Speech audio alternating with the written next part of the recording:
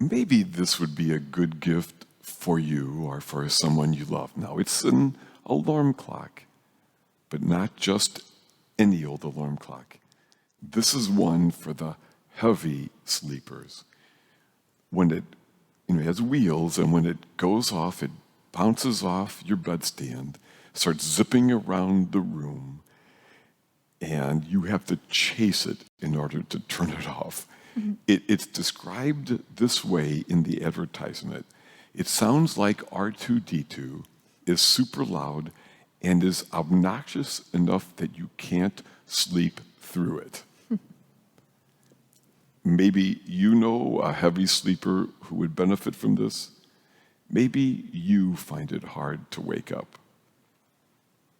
Well, in addition to whatever alarm clock we use to get us out of bed in the morning, there's another kind of alarm, a different kind of wake-up call, one like what this dad had. His wake-up call came when he dropped off his daughter at college for the first time. As a salesman, he'd been on the road a lot as she grew up. And after he and his wife got her settled in her dorm room, they had only been on the road home just a few minutes when he started weeping uncontrollably. He had to pull off the side of the road, and between his sobs, he repeated, "I missed my daughter's life. I missed my daughter's life." He realized he'd been asleep, and he lamented how much of his daughter's life he'd slept through. It was his wake-up call. Whether it is the awareness that our kids have grown up right before us, that there are only a few more days of classes before exams, the news that we have a terminal illness, or whether it's the death of someone we love, life's wake-up calls come to each of us.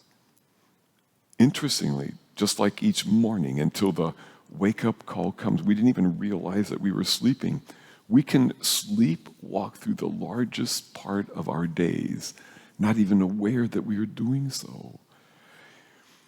In our scriptures for this first Sunday of Advent today, Paul says it soberly. It is now the hour for you to wake from your sleep.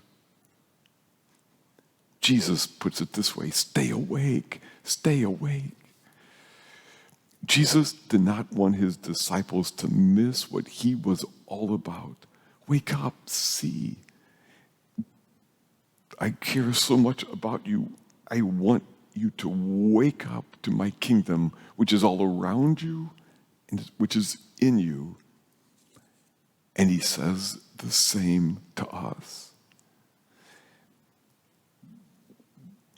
My friends, as hard as it can be to wake up, it is always worth it. Only when we are awake can we find the joy of living an authentic life, a real life, a meaningful life. And so Jesus says, stay awake, stay awake. However, we're sadly tempted to do the exact opposite. Even the way we sometimes tend to get in these days between Thanksgiving and Christmas each year. Oh my, it's that time of year. We've got to do what we've always done. We got to get crazy busy and buy all kinds of stuff and decorate this certain way and find somebody so I'm not alone. And we got to what? We got to what? I mean, that stuff is not bad.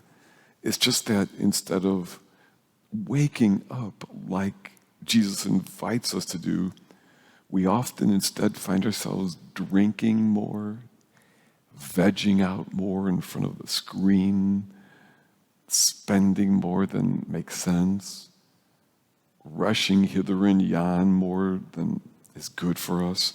And we're not even awake enough to know what we're doing or why we're doing it. And we miss the wonders that Jesus wants to wake us up to along the way. But waking up is always painful. I get that. If we awake to the beauty and goodness of this world, we will then also be awake to its pain and to the sufferings of those around us. But it's only when we are awake that we will be able to make real decisions about where we focus our energy and our awareness, about how we treat the people we love.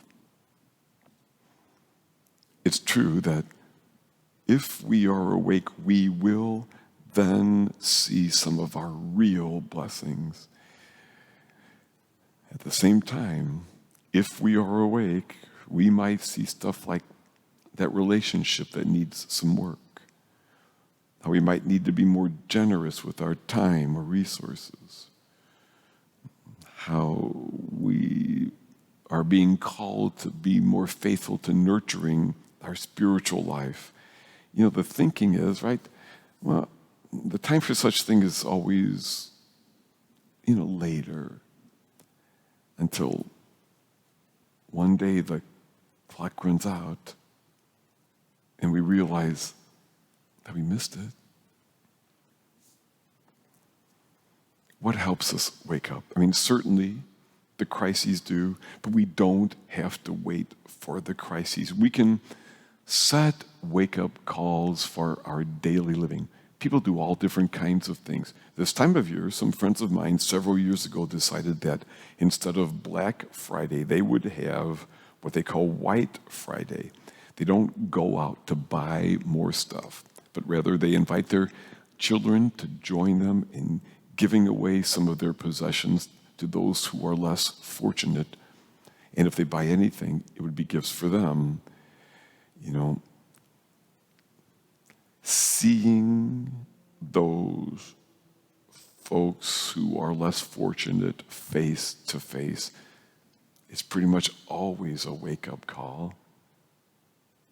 Secondly, some choose to spend a little less time in front of a screen and maybe a little more time in front of an Advent wreath, or just sitting in some kind of emptiness and silence is one of the most important things we could do to wake us up to what is most real.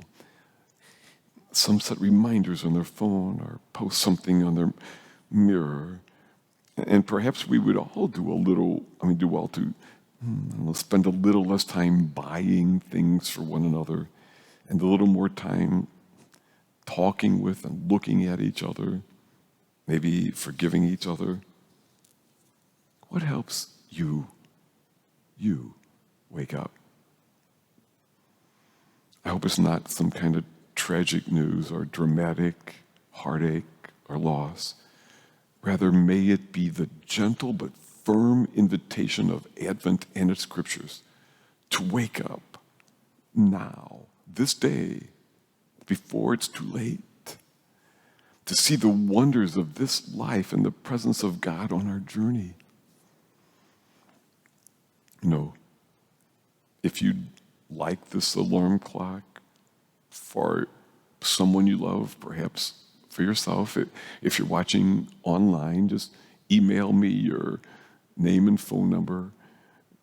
In-person masses, I have scraps of paper in the back of church. Just write down your name and your phone number. I'll collect all of those and put them in a basket and have somebody pull that out. I mean, it's brand new. I've got the boxes and the directions and all that kind of stuff. And if it's your name, it's yours. The thing is, whatever the alarm clock we use, it's still so easy to sleepwalk through these days and to miss this one precious life we have been given and the presence of the God who has made a home with us in this holy season and on the beautiful, messy journey that is our lives. It's why Jesus has 2 words for us today. He says, Wake up.